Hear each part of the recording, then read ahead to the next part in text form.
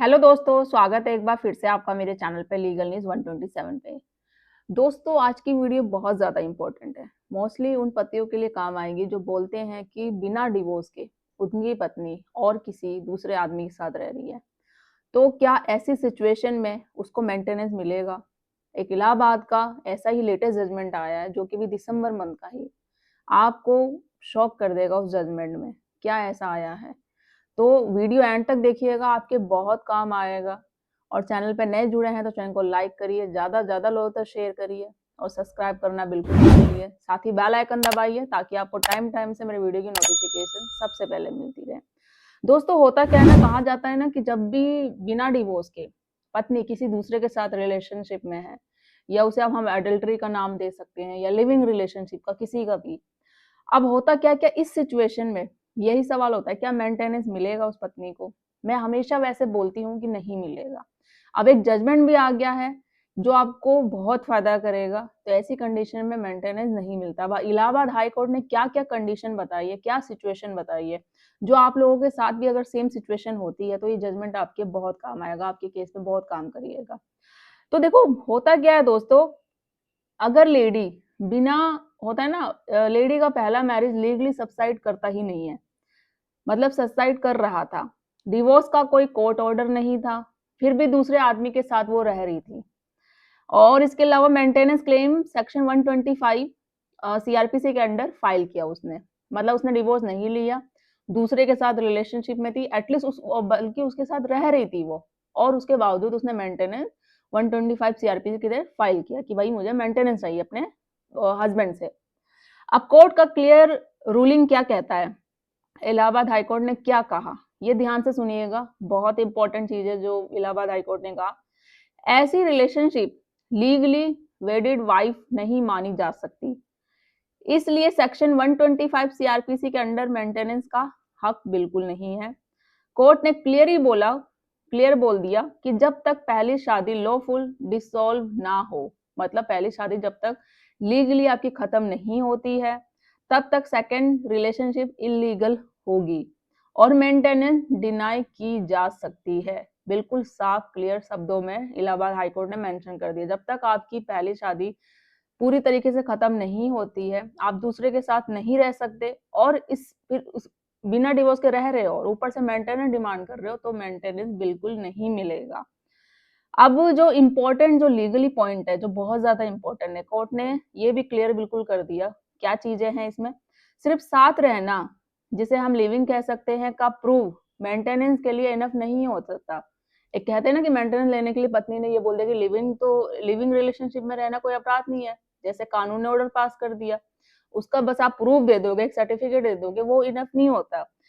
Legal marital status सबसे ज्यादा important होता है।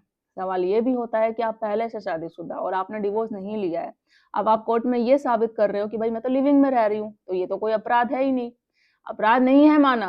बट कोर्ट ने क्या कहा, आप ऑलरेडी मैरिड हो, शादीशुदा हो, और आपने डिवोर्स नहीं लिया है, तो उस चीज में नहीं दिया जाएगा।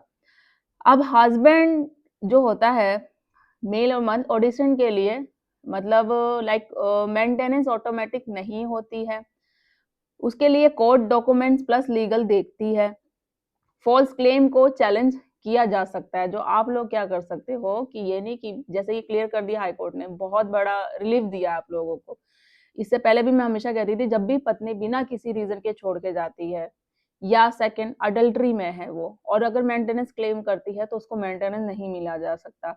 और इस कंडीशन में आपको अगर अडल्ट्री का प्रूफ कोर्ट में प्रूव कर देते हो, और वो प्रूव ये होगा, कोई भी आपके पास प्रूव होता है, सर्कमस्टांसेस, व्हाट्सएप स्टेटस हो, फोटो हो, कोई भी चीजें वो आप कोर्ट में दे देते हो, तो आपको डिवोर्स भी मिल जाएगा और मेंटेनेंस एलिमनी देने की भी जरूरत नहीं पड़ेगी। और अब ये जजमेंट भी आ रखा है जो आपको क्लियर वर्डों में, शब्दों में मिल गया है। अब इस जजमेंट के बाद ये क्लियर है कि इलीगल रिलेशनशिप में मेंटेनेंस क्लेम वीक हो जाता है, पूरी तरीके से वीक होता है, मतलब पूरी तरीके से खत्म हो सकता है, डिनाई हो जाएगा, नहीं मिलेगा पत्नी को अगर वो क्लेम करती है तो। अगर आप ऐसी केस में ही फंसे हुए हैं, सेम अगर आपको लगता है मेरे साथ भी यही कंडीशन है, तो प्लीज लीगल एडवाइस लीजिए, आप मुझसे लीजिए, मेरी टीम से लीजिए, बात कर दीजिए अपॉइंटमेंट बुक करके, और ऐसी सेम सिचुएशन है तो कमेंट में बोलिएगा कि सेम मेरे साथ भी ऐसी सिचुएशन हो रही है। इस जजमेंट का जो है ये लिंक मैं बता देती हूँ, दिसंबर का ही है, 8 दिसंबर का, इलाहाबाद हाई कोर्ट का।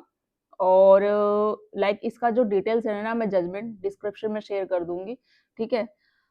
और जो जजमेंट का मोस्टली जो सार है वो बता देती हूँ। महिला ने लंबे समय से दूसरे पुरुष के साथ रहने के बावजूद मेंटेनेंस मतलब भरण पोषण मांगा। इलाहाबाद हाई कोर्ट का है, तारीख मैंने बता दी है 8 दिसंबर। जो न्यायाधीश थे इसके जस्टिस मदन पाल सिंह थे।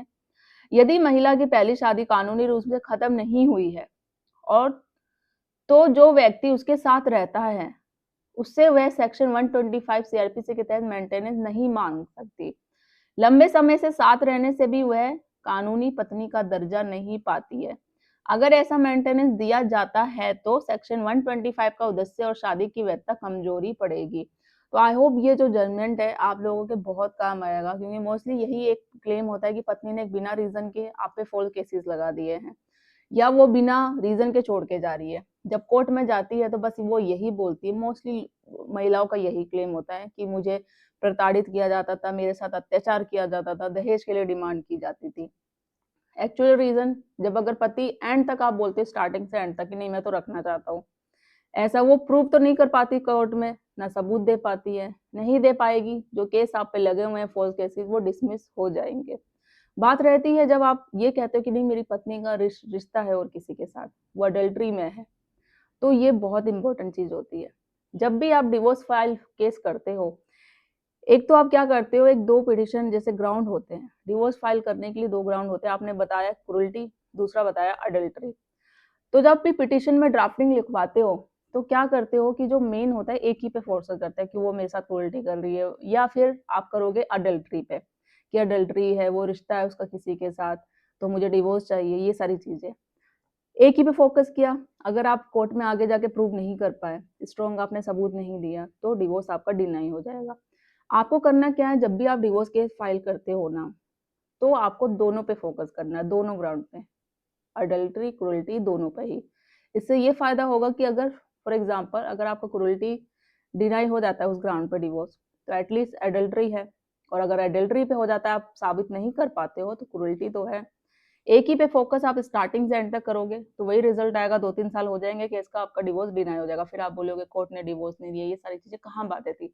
तो दोनों ही ग्राउंड पे आपको स्टार्टिंग से फोकस करना है, ये चीजें है। और अडल्ट्री ऐसा है कि आपको बहुत फायदा करेगी, मेंटेनेंस बचने से भी, एलिमनी देने से भी डिवोर्स के बाद, और डिवोर्स भी आपका इजीली हो जाएगा। और यही लाइक जजमेंट आया था कुछ टाइम पहले जो मैंने शेयर भी किया था। अब जैसे अडल्ट्री में ये होता है कि लाइक अगर किसी आपका पति पत्नी के रिश्ता है और किसी के साथ, तो ये नहीं आपको वीडियो देनी है, कोई ऑडियो देनी है, या जो भी लाइक सबूत देना है ऐसा जो कोर्ट में साबित हो सके, पहले यही था। अब ऐसा है आपके साथ जो भी सर्कमस्टेंसेस एविडेंस है, आपके पास व्हाट्सएप चैट है, फोटोज है कोई सोशल मीडिया से, या ऑडियो है, कॉल रिकॉर्डिंग है, वही आप कोर्ट में साबित कर दोगे ना, वो दे दोगे प्रूफ, तो वो भी एक्सेप्ट होगी और उस पर कार्रवाई होगी, आपका प्रूव हो जाएगा। तो ये चीजें, और ऊपर से ये भी एक जजमेंट आ गया इलाहाबाद हाईकोर्ट का, मधु एलियाज अरुणा वाजपेयी, वैसे स्टेट ऑफ यूपी इलाहाबाद का। तो इसमें भी क्लियर हो गया है कि इसमें महिला क्या कर रही थी, पहले से शादीशुदा थी, उसने डिवोर्स नहीं लिया, दूसरे के साथ रह रही थी और डिमांड कर रही है मेंटेनेंस की, और ये कोर्ट में दिवा रही है कि मैं तो लिविंग में रहती हूँ, और लिविंग में रहना कोई गलत है नहीं, गलत नहीं है, बट आप शादीशुदा हो, हाई कोर्ट ने ये क्लियर कर दिया, तो उसके बाद आप मेंटेनेंस की डिमांड नहीं कर सकती। तो ये इलाहाबाद हाई कोर्ट का कैसा जजमेंट आपको लगा, जो पति के फेवर में ही गया, कमेंट में करके जरूर बताइएगा। ज्यादा ज्यादा लोग तक शेयर कर दीजिए, चैनल को सब्सक्राइब करना बिल्कुल ना भूलिएगा। जल्दी मिलती हूँ मैं कैसे इंफॉर्मेटिव वीडियो के साथ, तब तक के लिए थैंक यू।